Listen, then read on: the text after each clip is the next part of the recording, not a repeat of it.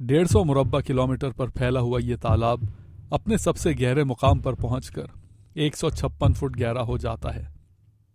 اس میں ڈوبے ہوئے شہر کو تلاش کرنے کے لیے میں نے انٹرنیٹ پر موجود ڈائیونگ کے فورمز پر معلومات طلب کی۔ معلوم ہوا کہ ڈیم بننے سے پہلے امریکی فوج کے انجینئرز نے تمام عمارتیں بارود سے اڑا دی تھیں۔ پھر مارچ کی 28 تاریخ کو اسی علاقے سے ٹاڈ سٹیگل نامی ایک شخص نے مجھ سے رابطہ کیا۔ اس کے پاس ایک سونار سائٹ سکین تھا جس سے یوں معلوم ہوتا تھا کہ اس تالاب کی گہرائیوں میں موجود یہ ایک عمارت کی تصویر ہے۔ یہ عمارت پہاڑی کے بالکل ساتھ تھی اور اس کی چمنی بھی نظر آ رہی تھی۔ ٹاڈ نے یہ تصویر اپنی کشتی میں لگے ہوئے سونار سے لی تھی۔ میں اس کے اوپر سے کئی بار گزرا تھا، مگر پرانی ٹیکنالوجی سے یہ لکڑی کا ایک ڈھیر معلوم ہوتی تھی۔ نئی سونار ٹیکنالوجی سے صاف نظر آ رہا تھا کہ یہ ایک انسان کی بنائی ہوئی کوئی عمارت ہے۔ کیا سونار سکین میں نظر آنے والی یہ چیز واقعی میں اس ڈوبے ہوئے شہر کی عمارت تھی، یا پھر کوئی ایسا زمین کا حصہ جو سونار کے اوپر عمارت کی طرح معلوم ہوتا تھا؟ اس مسئلے کو حل کرنے کے لیے ڈائیورز نے اترنا تھا لیک لینیئر کے ٹھنڈے اور اندھیرے پانی میں 65 فٹ کی گہرائی میں۔ اس ڈائیو کے لیے جو ٹیم بنائی گئی اس میں میرے ساتھ شامل تھے ریاست الاباما سے تعلق رکھنے والے ٹیکنیکل ڈائیور کین فلیمنگ۔ ایک کیو ڈائیور ہونے کی حیثیت سے یہ سمندری غاروں میں گھسنے اور باہر نکلنے کے ماہر تھے۔ ان کے ساتھ ہماری سیفٹی آفیسر تھی اینجی سٹرنگر۔ اس ڈائیو کو دو چیزیں مشکل بناتی تھی۔ ایک تو لمیٹڈ ویزیبلٹی، یعنی اس گدلے پانی میں 5 فٹ سے زیادہ کچھ نظر نہیں آتا۔ یہاں پانی کے نیچے کوئی بھی چیز تلاش کرنے کے لیے ضروری ہے کہ ہمیں اس چیز کے بالکل اوپر اتارا جائے۔ دوسری چیز جو اس کو مشکل بناتی ہے وہ ہے تھرموکلائن، یعنی اس گرم پانی سے 30 فٹ نیچے جو پانی ہے وہ اس قدر ٹھنڈا ہے کہ اس کا درجہ حرارت 44 ڈگری سیلسیس ہے۔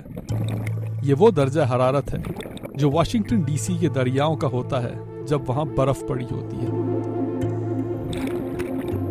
ویزیبلٹی اتنی کم ہے کہ کوئی ریفرنس پوائنٹ ایسا نہیں جس سے اندازہ لگے کہ آپ نیچے جا رہے ہیں۔ جیسے جیسے ہم ان گہرائیوں میں گرتے گئے، صرف ہمارے ڈائیو کمپیوٹرز پر بڑھتے ہوئے نمبروں سے معلوم ہوتا تھا کہ گہرائی بڑھتی جا رہی ہے۔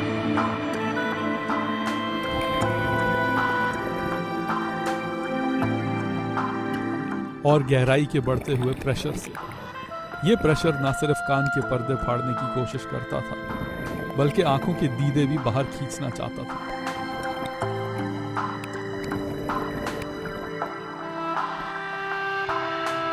اور تھرموکلائن میں سے گزرتے وقت تو یوں معلوم ہوتا ہے کہ برف کے تالاب میں سے گزر رہے ہیں۔ ڈرائی سوٹ کے نیچے 4 جرسیاں پہننے کے باوجود چہرے اور ہاتھوں میں سے سردی جسم میں داخل ہوتی ہے اور اس کا کوئی کچھ نہیں کر سکتا۔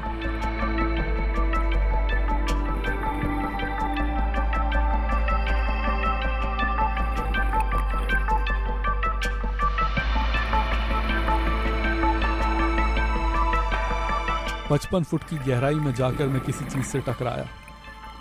کین نے اشارہ کیا کہ اپنے پیچھے دیکھو، اور جب میں نے پیچھے دیکھا تو مجھے ایک مکان کی چمنی نظر آئی۔ ہم ایک عمارت کی چھت پر بیٹھے ہوئے تھے اور اس عمارت کی دیوار برک سٹون کی بنی ہوئی تھی۔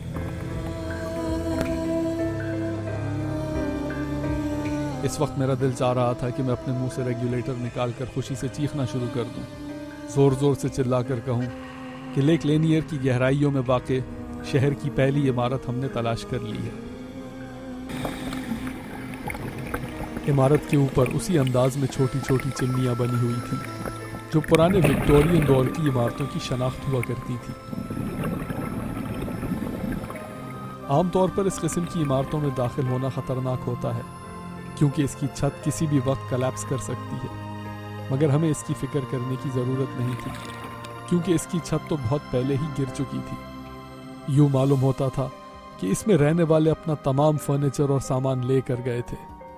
نہ تو دیواروں پر لگی ہوئی کوئی تصویریں ملی اور نہ ہی قالین اور کرسیاں۔ جس چیز کی ہم کو بہت ضرورت تھی وہ تھی نام کی ایک تختی جس سے یہ پتہ چل سکتا کہ اس تاریخی عمارت کا مالک کون تھا۔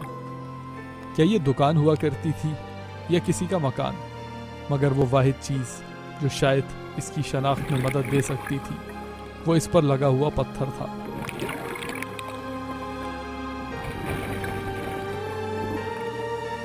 لیک لینیئر میں غرق ہوئے شہر کے یہ پہلے مناظر تھے۔ شہر کی پرانی تصاویر میں ہم نے اس عمارت کو تلاش کرنے کی بہت کوشش کی،